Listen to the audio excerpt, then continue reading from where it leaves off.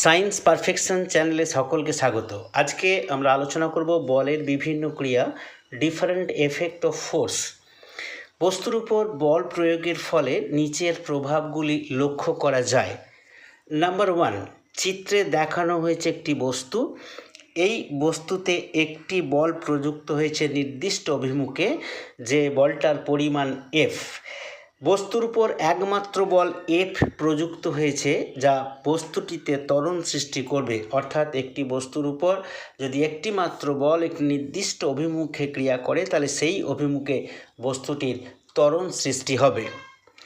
Number 2, এখানে চিত্রে দেখানো হয়েছে একটি বস্তু। এই বস্তুটির উপর দুটি বল F1 এবং F2 একই সরলরেখা বরাবর বিপরীত অভিমুখে ক্রিয়া করছে, এবং দেখা যাচ্ছে এক্ষেত্রে F2 গ্রেটার দ্যান F1, অর্থাৎ F2 বল বড় এবং F1 বল ছোট। F2 গ্রেটার দ্যান F1, তাহলে এক্ষেত্রে লব্ধি বল হবে F2 মাইনাস F1। এই লব্ধি বলের প্রভাবে বস্তুটিতে ত্বরণ সৃষ্টি হবে F2 বলের অভিমুখে, এবং অপ্রতিমিত বলের প্রভাবে বস্তুতে কিছুটা বিকৃতি সৃষ্টি হবে। যেহেতু এখানে বস্তুটির উপর অপ্রতিমিত বল ক্রিয়া করেছে, তাহলে বস্তুতে কিছুটা বিকৃতি সৃষ্টি হবে।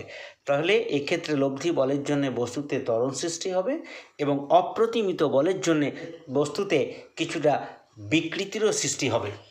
নাম্বার 3, আরেকটি চিত্র দেখানো হয়েছে, যাতে দুটি সমান বল, এফ মানের দুটি সমান বল একই সরলরেখা বরাবর কিন্তু বিপরীত অভিমুখে ক্রিয়া করছে।